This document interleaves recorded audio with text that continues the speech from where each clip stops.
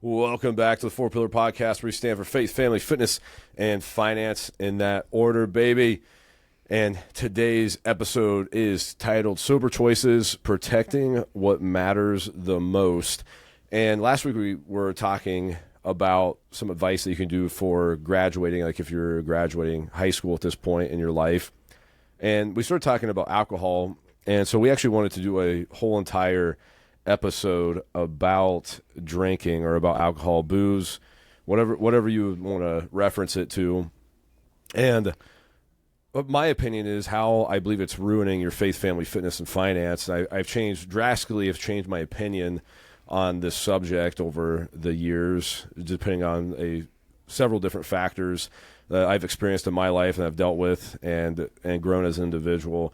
And I believe and I guess the other people that I have studied, I'm a big proponent. I'd love to study leadership and learn how I can be the best leader I possibly can be, and see what other great people are doing to make positive impacts and serve and make their lives great as well. And I've gathered one conclusion. Some of the greatest individuals that are maintaining greatness have recently or pretty much have given up alcohol completely or booze, because of several different factors, which are what we're going to get into. And I believe it's the correct choice. I know my choice may be kind of radical to some people as well. And I was on the other side of the fence as well, where I thought at one point it was completely appropriate that, you could have a drink, and it still maybe is, that some people maybe will have one drink or drink responsibly. But I think if you're trying to be the best leader you can be and different things like that, I think it's a great decision to make to completely stay sober and stay sober-minded. Yeah. And just some groundwork here to start off the conversation, because a lot of I don't want to say arguments, but maybe reasoning that Christians specifically will say that drinking is okay is that it talks about people drinking wine in the Bible.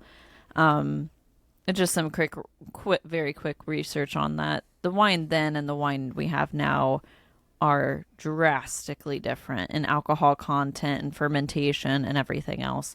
So I don't see, I just want to get that out of the way to start, because it you can look it up yourself too. It was often diluted with water, like 10 parts water to 1 part wine. The fermentation process was different. So I just don't see that as an argument. I just wanted to start off with that so we can get into a little more personal conversations rather than trying to argue what the Bible says about it. Yeah. And well, in my opinion as well too, we may have a slight disagreement on this as well, that as far as that goes, I believe there's nothing wrong from a Christian. Like if you want to drink a couple beers, I don't think it's necessarily is a sin. I agree. I don't believe it's a sin.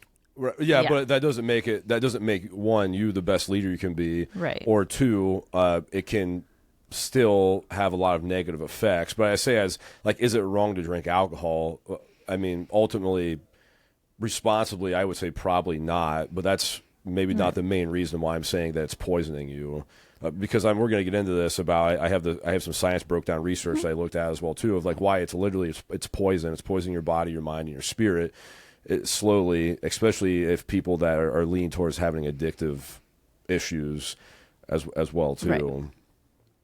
No, I totally agree. I don't believe it's a sin, but is it a wise choice? That would be a good way to summarize it. Yes. There was our church leadership, they've done sermons on tattoos and how it's not necessarily a sin, but is it a good or a bad choice for that person individually? And I think that could kind of go into the conversation about alcohol as well. Yeah. And what prompted me to want to do this episode as well is I was I kind of have drank off and on a little bit in the past. That's where I necessarily didn't think it was wrong.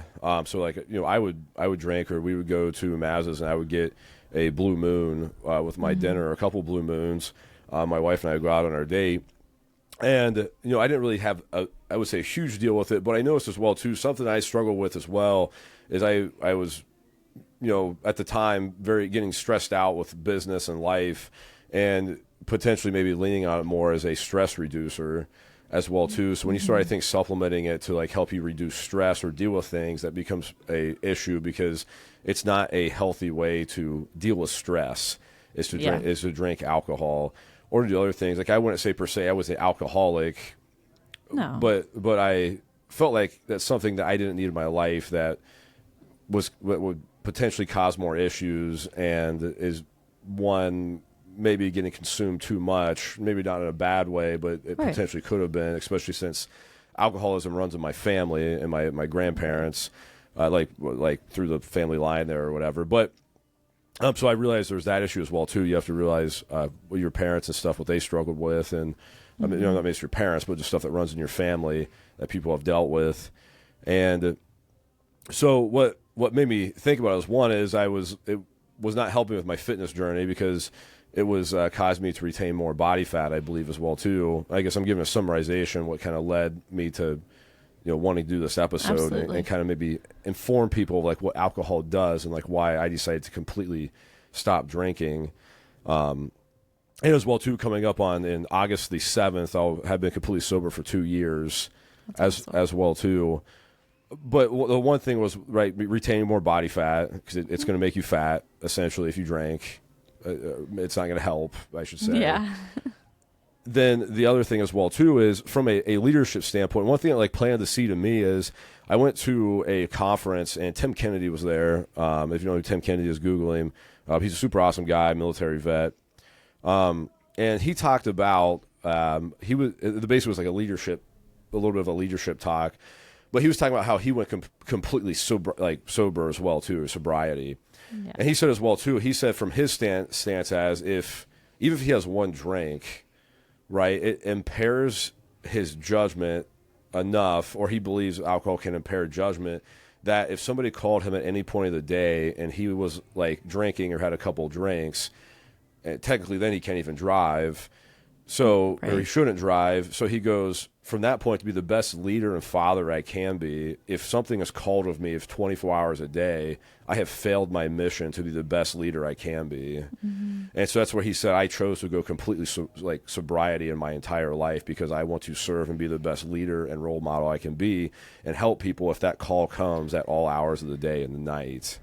And Absolutely. that kind of stood out to me, like that makes complete sense. Mm-hmm. And he talked about the other, just the other negative health effects it has, but we'll get into here in a second. But the other thing as well too is I got mentioned by another one of the deacons at one point in our church, or like by a couple people, that asking about me becoming a deacon of the church. Mm-hmm. And if you go through the Bible scriptures as well too, like obviously it says in Ephesians, there's a scripture, I think it's 5:18, it says, do not get drunk, instead, be filled with your spirit, be filled with the Spirit of God.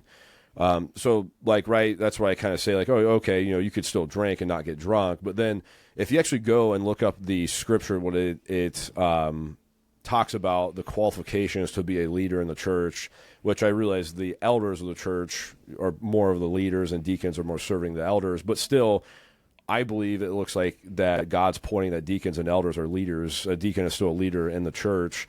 And it tells them to be sober-minded and vigilant at all times, essentially. And so, having that seed planted from hearing Tim Kennedy talk and reading a lot more of my books and studying leadership and more of the modern leaders now and even leaders in the past, that one of the biggest things they said they've done that caused them the most success was to cut out alcohol. Yeah. You look at Donald Trump. I think Donald Trump's an outstanding leader.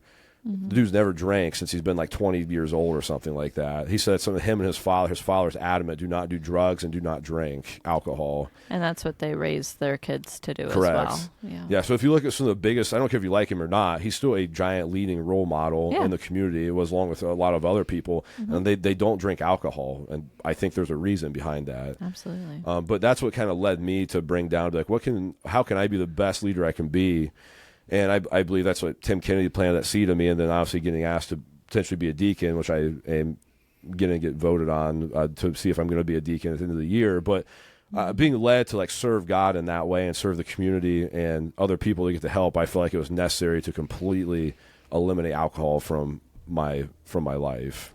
Do you want to touch on too? I remember having this conversation with you a few years ago about how when you had a stressful day at the gym, finances, whatever it may be, you started craving alcohol. Yeah, I mean, I definitely think, because, and this is the thing too, probably unpopular opinion. I kind of thought my dad was crazy when he said this, but maybe he is. I don't know, but he is a little bit, I think. But regardless, my dad always said to me, because he's been sober for a long time. He quit drinking when I think he was roughly 28 or 29, I think, or something like so, like a long time ago. I think he's about the same thing with him. But regardless, he said that he believes the biggest drug in the world. He goes. What do you think the biggest drug in the world is, or whatever? I'm like thinking I have this conversation multiple times with him a long time ago, and I'm like, oh, probably marijuana or something, or because it's like you're thinking drugs, and he goes alcohol.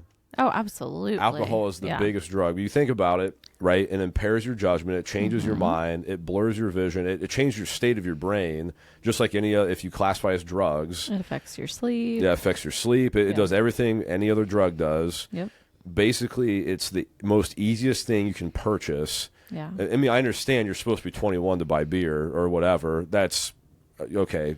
I was in high school. You can get it pretty easily. Yeah. But on top of that, though, if you think about it, if you are 21, right, you can almost walk into any store, almost any store now in America, and buy beer, booze, whatever you want. You walk into like we could walk in the Dollar General's beside the gym here. Yeah. I could walk over there and buy a 6-pack of Bud Light or Busch Light, whatever. Right. And that's what I'm saying. It's the most readily available drug. Yeah. You can basically buy it anywhere. 100%. And it's not a lot of people's drug of choice because of how easily you can get it, and how I hate to even say affordable, because usually when you have one, you have six. In the sense is quotations affordable, but it's not really affordable. Compared to hard drugs. Right. I guess is more what I was referring to. It's not affordable. Yeah. And my dad said through so many court cases as well, too. He says basically anybody, this isn't a guaranteed rule, but he goes, like, what I've seen over the last 24 years in court cases that dealt with drugs, he goes, alcohol was always usually the problem. But it always got kind of band-aided. Like, no, the guy just did cocaine. Right? But seriously, this is what he goes. He goes, like, the guy gets hit. He struggled with cocaine or stuff. But, like, what they didn't say it is, like, talk about before that is, there's a whole thing about how the dude was, like, an alcoholic. And he said, like, basically, if you watch his stories and stuff they went through with this domestic violence, all this stuff, he basically got drunk off his mind and started doing cocaine. Yeah. So he goes, what's actually the problem? The cocaine or the beer? Because the cocaine didn't even happen before the guy drank, 24 Bud Lights. Right. Right. Yeah. So it's already impaired his judgment. The cocaine was just the icing on top. Correct. Yeah. So I'm not saying there's not issues there, but clip that part and put it on Facebook. Right. But if you really look at it, a lot of the times it's the alcohol that is the problem. It's not even that these people are doing drugs. It's like, that's a problem, but they're usually all drunk. Or they're getting, plastered and then doing drugs. Yeah. Most generally is what he said from these court cases. Right. While Ian's taking a drink, I'll just kind of go through what effects alcohol has on the body real quick. Liver damage, increased cancer risk, impaired brain function, heart health concerns, disrupted sleep, weight gain and poor metabolism, immune system suppression, addiction and dependency risk. And there's more, but those are the big highlights. There's plenty under each of those. Right. Well, even if you talk about that, let's talk about that really quick if you're okay with that. Absolutely. So what happens is alcohol affects the central nervous system, right?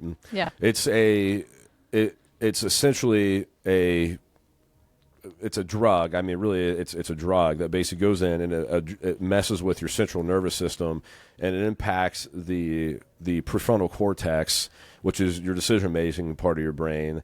And then it also hits your hippocampus, which is your memory, and a couple other parts of your brains that deal with that and emotions. And so it basically stimulates this or messes with the chemistry in your brain, which then causes potentially risk of the anxiety, depression, and dependency of alcohol. And if you look at people enough, like there's people that literally, essentially because it affects your nervous system, that there's people that'll drink, and like if they go a day without alcohol, they shake. Oh yeah. And that's like that's a drug. Yeah. At the end of the day. But yeah, if you look at that, I mean, yeah, like you said, it wrecks your hormone and your heart health as well too. It's going to mess with your cortisol levels. It's going to infect your blood pressure. It'll raise your triglycerides, and it could potentially just cause a lot of heart tissue damage there as well too, which increases obviously your risk for stroke, heart attack, all that stuff. If you just think about it, and as well too, with that as well, destroying your fitness goals. Essentially, alcohol is about 7 calories per gram, which on top of that has no essentially nutritional benefit, right? As well too. It's just empty carbohydrates at the end of the day most of the time. It makes you dehydrated. And this is people that are like working out. Like if you are truly trying to lose weight and work out or be the best you can in the gym, alcohol is holding you back. Absolutely. Because it gives you empty calories. It's going to affect your protein synthesis, right? Because it's going to affect how your body is able to rehydrate and hydrate itself. It dehydrates you really badly, and it's going to affect your recovery process, and it disrupts your REM sleep as well too. Like once again, hits your central nervous system. It has a really long half-life where it messes with that central nervous system, so it impairs REM sleep, which REM sleep is critical for helping you regulate your recovery and your hormone regulation, which are the two biggest things that help you gain muscle mass or lean muscle mass. Right. If you can't recover, you can't sleep, you can't gain muscle.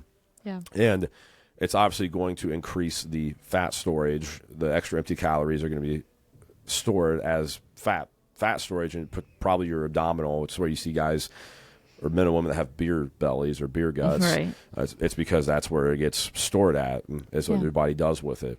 On top of that, as well, I didn't know if you knew this as well too, but it's essentially, and this is obviously it's advertised very often or put out there by people, it's technically, Google it, it's technically categorized as a group 1 carcinogen. Alcohol is. It is in the same category as asbestos and tobacco products. And if you are using tobacco products, think about that. Tobacco is classified in the same carcinogen group as asbestos, which kills people.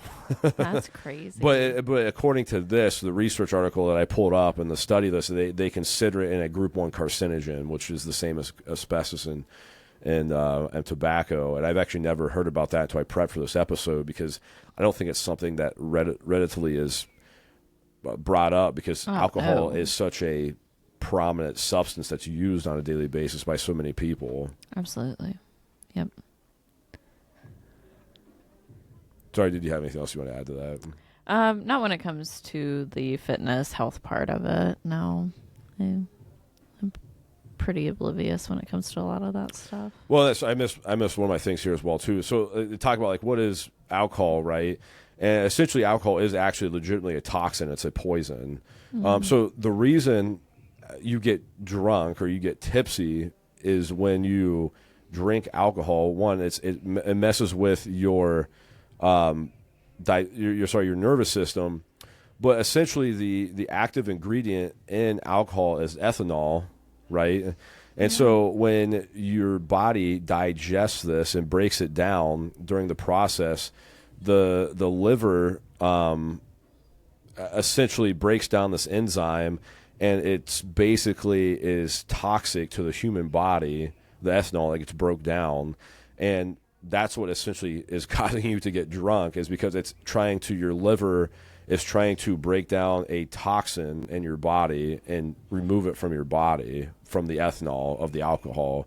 And that's essentially was what caused you to have the being drunk. Yeah. Because your body's breaking down essentially something that is poisonous to your body. Wow. basically, that's right. I was looking at my notes here with that. So, like, the ethanol is broken down to it essentially gets broken down to an I'm going to mess this up. A acetylhydrate, a acetaldehyde, ACETALDEHYDE. Do you know how to pronounce that? No idea. Okay. That's what the ethanol is broken down to through the process of your liver breaking it down. I apologize. I know I'm butchering that name of that. That's why you work at a gym. Right. That's why I don't have my PhD yet. Yet.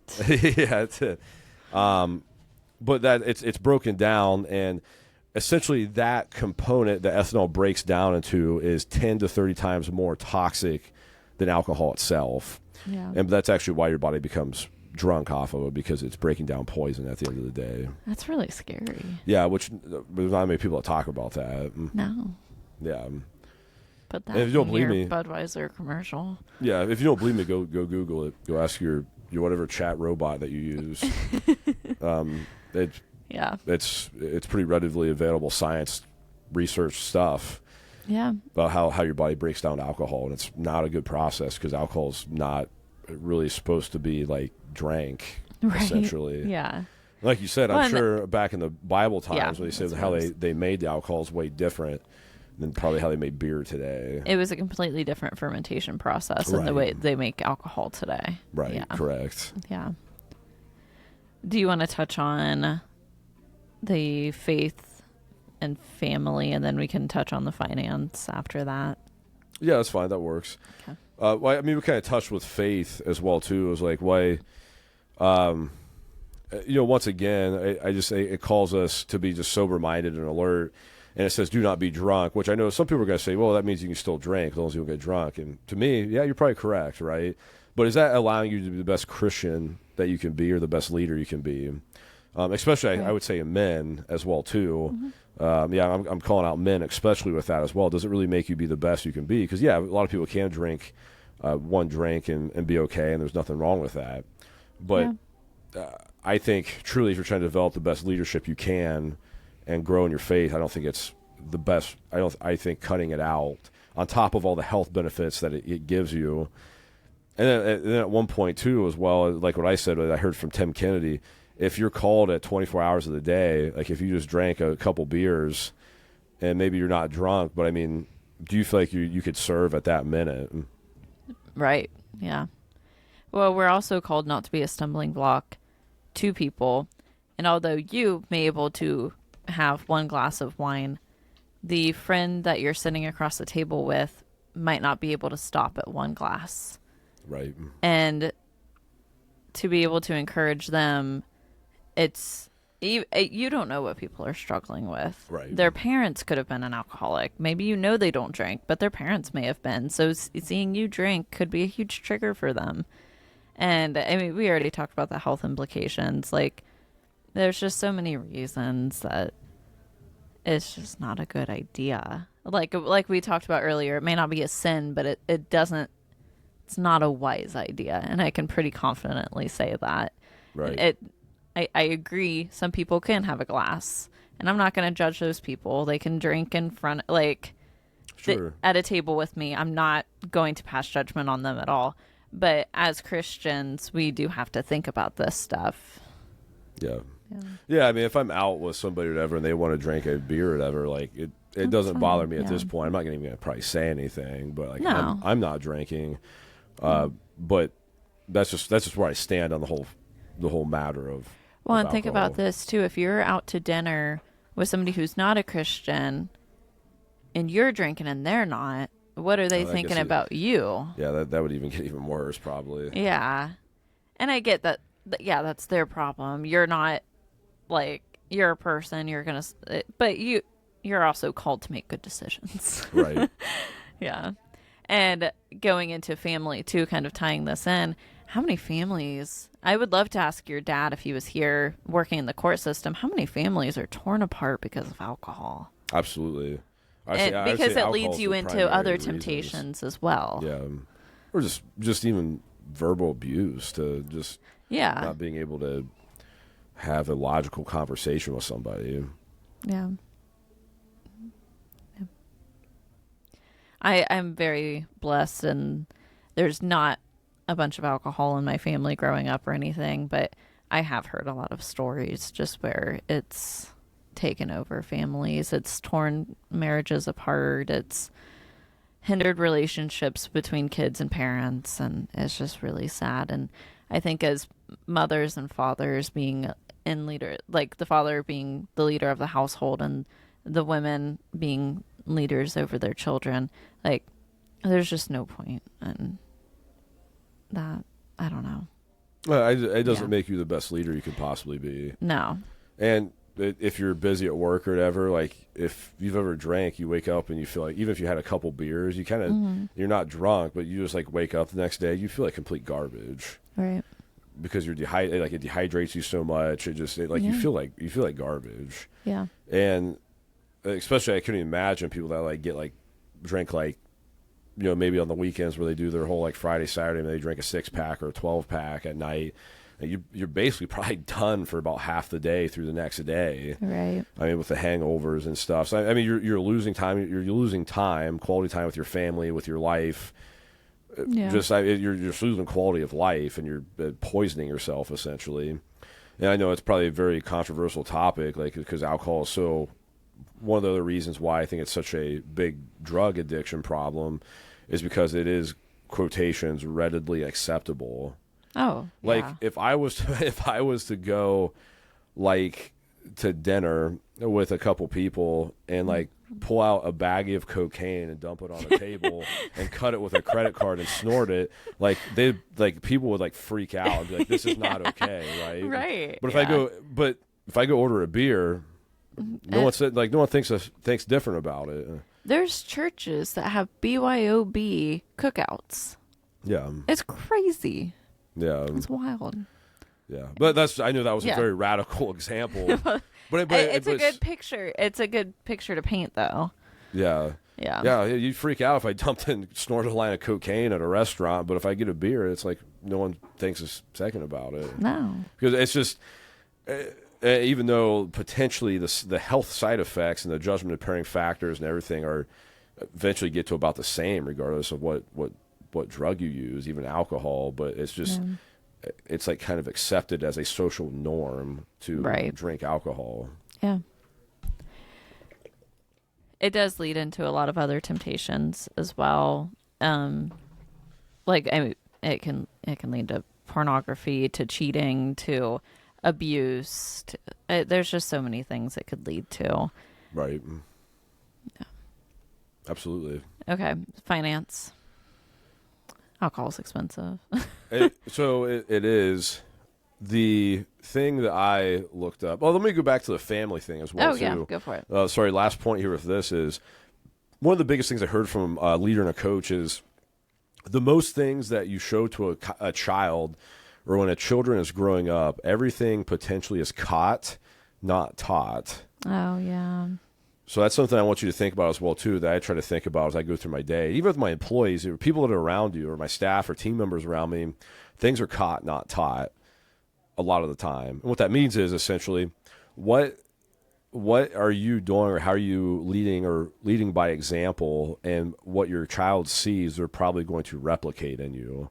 Mm-hmm. And so if you grow up with alcohol, especially if you don't realize you have a problem with it, you're drinking more than you are drinking, and your child sees that, you got to think, what kind of impact are you doing to your child as well too? If they see you being I would go extreme as being an alcoholic, to using alcohol unreasonably, or just drinking, and just like, what are your kids seeing that it causes you to not be the best leader and father or mother or whatever you are to your child or people around you as well. That's something that's always been put in my mind, is what's being caught, not taught here when I'm dealing with stuff on a daily basis. Absolutely. So we can move on to the finances section of the alcohol. Yeah. Go for it. Well, so what I was going to say is, like, for an example, you actually hear a lot of people, right, where they drink a couple beers a day or whatever, like after work, or it's a pretty common thing where, people will just drink a couple beers or your wine at the end of the day or whatever. So roughly, this is just the national average, right? It said roughly people drink about $10 a day worth of alcohol. Whoa. Like when you break down the average, like if it doesn't matter if somebody who buys like a 24 pack or 36 pack of Busch Light or like whatever, and like we're from Knox County, so like I'm sure a lot of people like are like, well, what are you drinking Busch Light? And it's like, well, that's why in high school you bought the cheapest thing it was. It was a 24 pack of Busch Light, which tastes like water and pee, but it's but anyway, we live different high school lives. Maybe just a little bit. I was in youth group and you were at a party.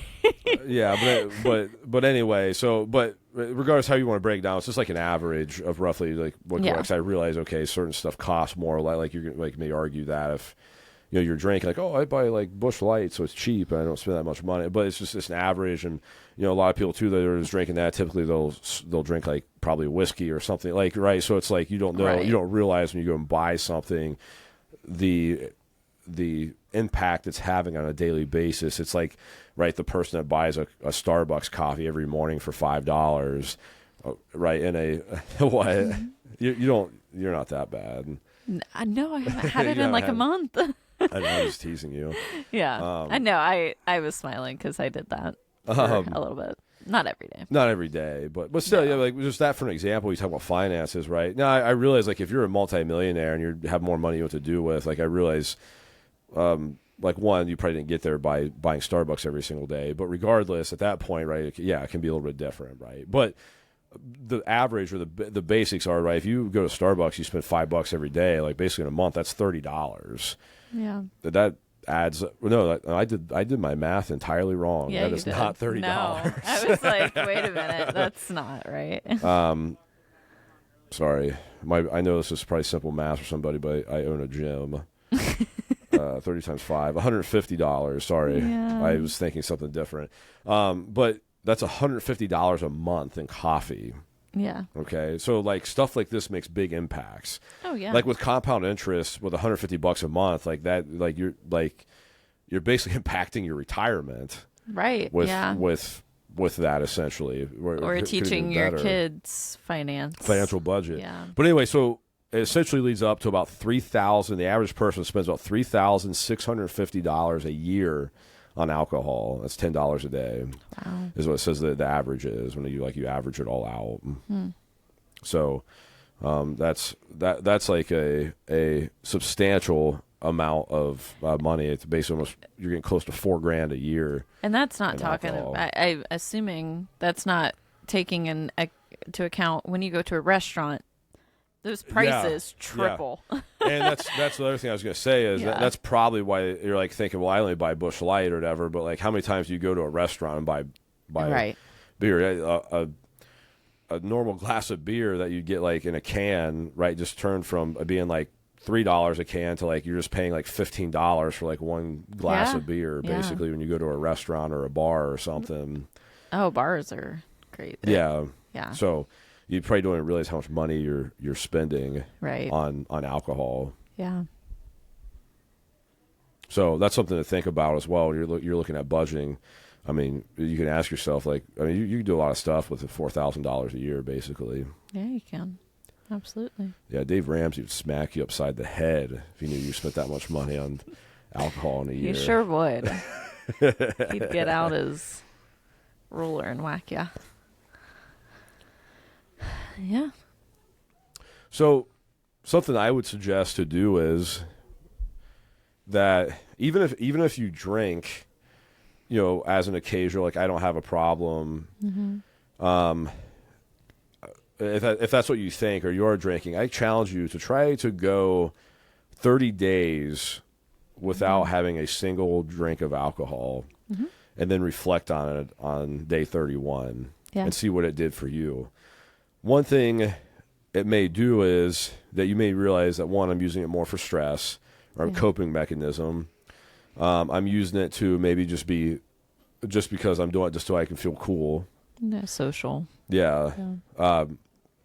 I may be using it to just deal with my problem, right? You're coping, another Right. coping mechanism, but deal with my problems, and you may realize like how much better you feel, and just maybe how much more money you have, Yeah. whatever it is, like truly try to do it for 30 days. I'm not saying like if you like you drink your beer on the weekend or whatever every once in a while, like it's not something you maybe don't quit entirely like I did, but I just challenge you to at least try it for 30 days Yeah. and see what kind of impact it has, and just reflect on that, and then you do what you think is appropriate at that point.